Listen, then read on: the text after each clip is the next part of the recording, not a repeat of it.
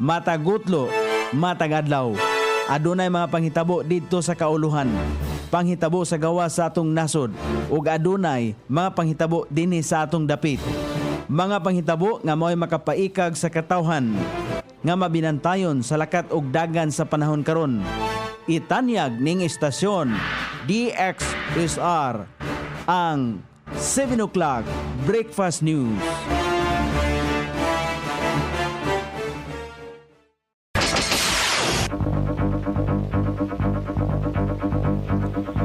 Ikala, kumusta? May buntag Iligan, may buntag Mindanao, may buntag Pilipinas. Adlang Huwebes, Pizza 28 ni buwan sa Agosto ning tuiga 2025. Sangan sa ato station manager Pastor Robin Sulapas, kini ang inyong ka-isar kabisaya Nunebi. Ang matud sa hanay sa balita sa alas 7. O karon sa uluhang tudling sa itong mga balita, 2 ka kilong shabu na kumpiska sa bypass operasyon. Mga masakiton sa barangay Kalilangan, giduaw sa Upland Bisita. Uminto sa alawan sa mga daycare workers, gisugyot. Sa kauluhan, 14 bilyones pesos nga flood control project sa Maynila, walay permit gikan sa LGU. Ikbal, gipangayuan og kwentada sa kuha may tungod sa 1.7 bilyones pesos nga payout sa BRMM Education Ministry. NBI, gisaway nilakson tungod sa kawalay follow-up operation batok sa mga nalambigit sa espionage. Sa gawa sa nasod, Japan, gipaandar na ang pinakaunang osmotic power plant. Balita sa kinabuhing Kristohanon, usa ka panagtigom sa Vietnam, gipalungan og kuryente, 3 ka mga Kristohanon giaresto.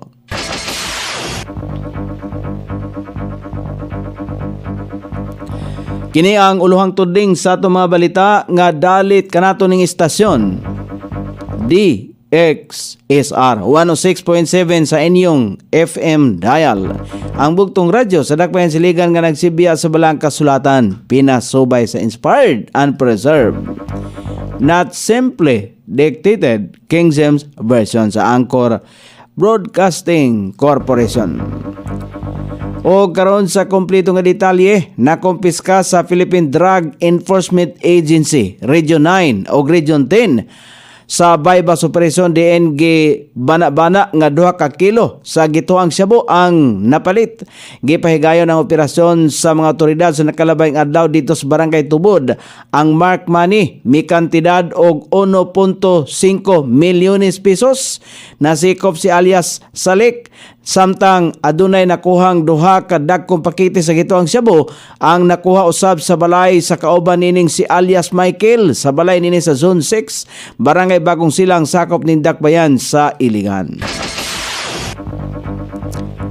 Gibisita sa Upland Bisita team sa Iligan sa ilaang mismong panimalay ang mga idaran nga nagmasakiton sa Barangay Kalilangan. Ang bukirang barangay sakop ning Dakbayan Siligan gi-check up sa doktor gikan sa City Health Office. 4 ka benepisaryo nga adunay balatian nga tuberculosis, adunay problema sa pananaw, asma og mild stroke. Nakadawat ang mga benepisaryo og tambal na 10 ka kilo nga bugas o gamit sa panimalay. Nahatagan usab og assistive device nga Quadrokin ang 2 ka benepisaryo gikan sa opisina ni Councilor Samuel Huertas, ang chairperson sa marginalized sector and differently abled persons.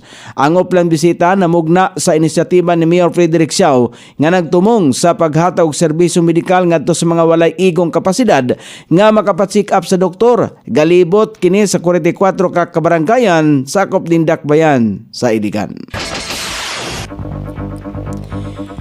Giaprobahan sa unang pagbasa sa Konseho sa Iligan ang ordinansa nga nag-amendar sa Resolution number 22834 sa pag-uminto sa binulan nga incentive sa mga daycare workers gikan sa 6,000 pesos ngadto sa 8,000 pesos. Gipangamahanan kini ni Konsehal Thomas Direk Siao, Committee Chairperson sa Social Services, ang ordinansa ang pag-aprobar sa unang pagbasa nagpasabot nga ang ordinansa pagatunan pa sa mga komitiba o ipaubos sa dugang mga deliberasyon sa dili pa kini hingpit nga mamahimong balaod. Ang pag-uminto sa allowance sa mga daycare worker giisip nga usa ka lakang aron paghatag og bili sa ilahang pag-alagad og pag-amuma sa mga bata sa mga daycare center sa tibuok syudad.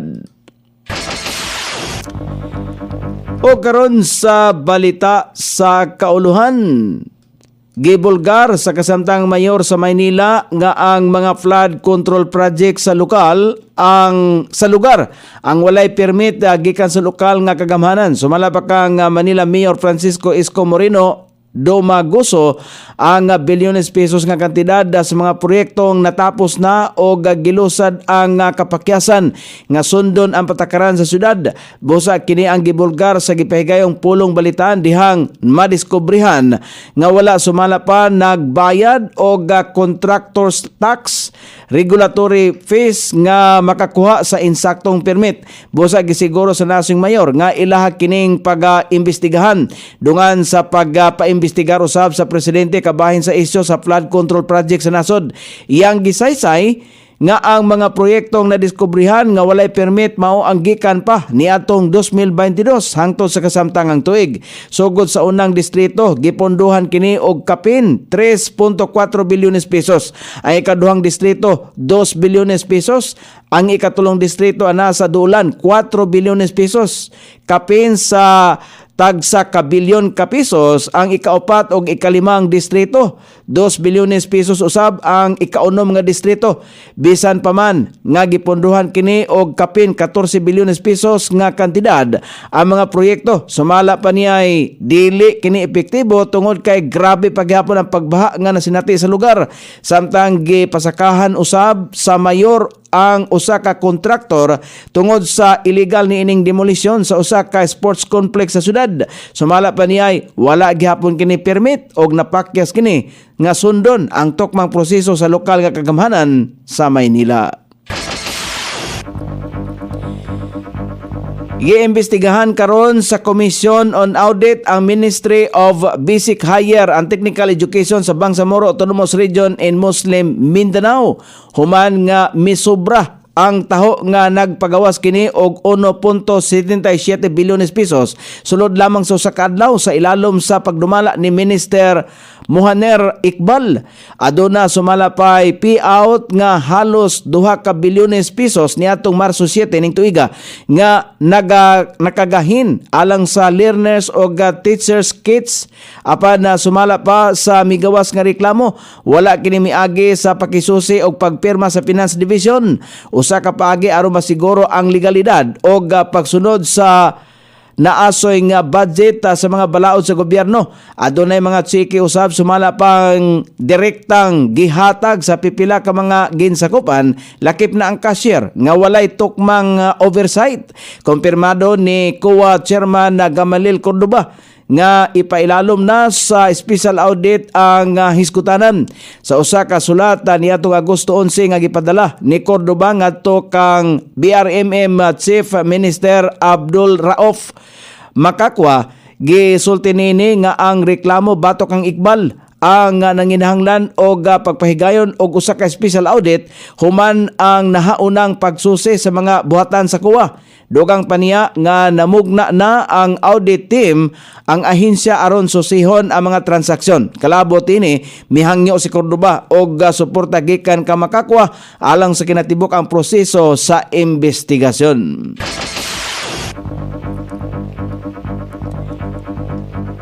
Gisaway ni Senador Ping Lacson ang National Bureau of Investigation mahitungod sa kawalay follow-up operation batok sa mga banyagang nalambigit sa sumalapay espionage sa activities loyo sa mga serye sa mga pag-aresto gikan sa 2024 hangtod karong tuiga sa pagdungog sa Committee on National Defense. Gikataho ni National Acting Regional Director Ferdinand Lavin nga ana sa 6 hangtod 7 ka operasyon ang napahigayon sa ahensya lakip na ang katapusang operasyon.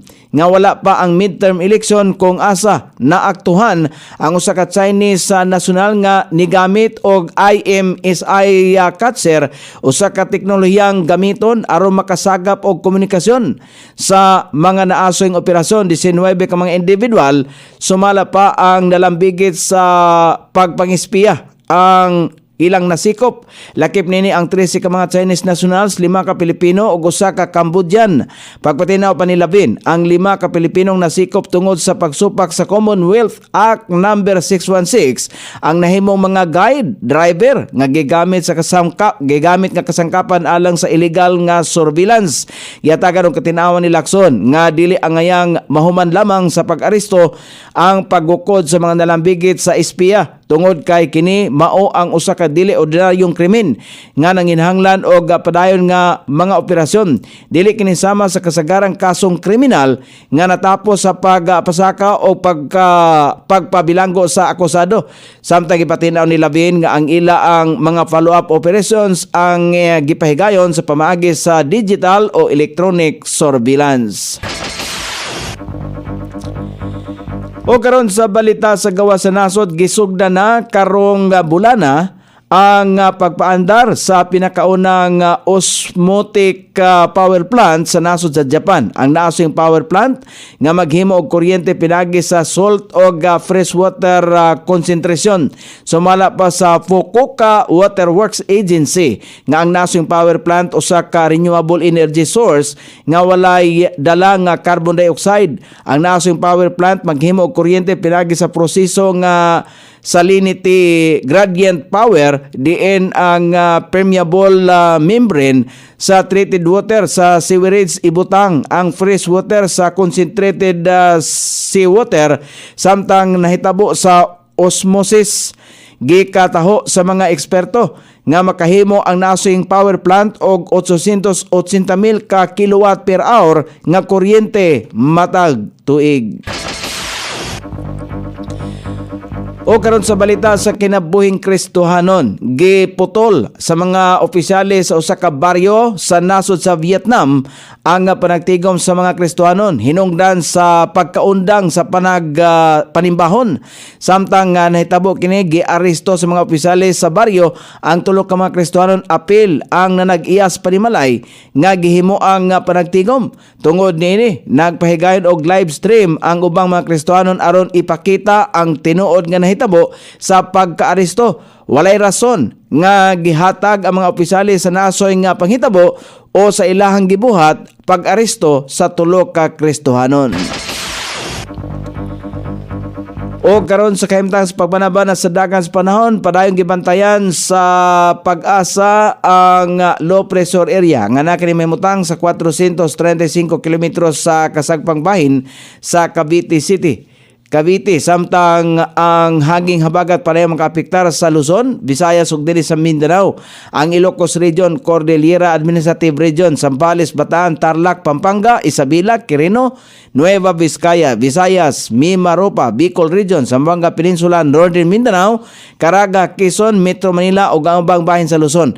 Ang makasinati paghapon sa manag-umon nga kalangitan karong adlaw inubanan sa patak-patak ka mga pag-ulan, ilabi na panahon sa kahaponon ug sa sayong taknas kagabion. Kini epekto sa extension sa low pressure area ug sa hanging habagat. Sukod sa temperatura dinhi sa dakbayan siligan ang kabugnaon na nasa 24 ug ang kainiton mosangko sa 30 degrees sentigrado. Ang adlaw misilang kaniya sa alas 5:44 ug mosapon niya sa alas 6:11 sa sayong takna sa kagabion. Inyong nabati ang kinatibukang hanay sa balita sa alas 7 nga dalit kanato ning istasyon DXSR 106.7 sa inyong FM dial. Ang bugtong radyo sa dakbayan silingan nga nagsibya sa balaang kasulatan, pinasubay sa inspired and preserved, not simply dictated King James Version sa Anchor Broadcasting Corporation. Sa tiksuat sa tubalitang international ug sa kinabuhing Kristohanon, Pitjan sa balita lokal, Coney Island, sa ato station manager Pastor Ruben Sulapas. Kini ang inyong ka-isar Kabisaya Nonebi. Magpasalamat ug maingon. Maayong buntag, Iligan.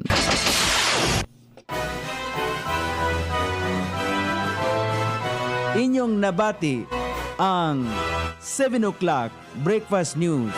Hangtod na usab og mga adlaw sa samang takna o sa samang istasyon. Daghang salamat sa iyong pagpaminaw og maayong buntag.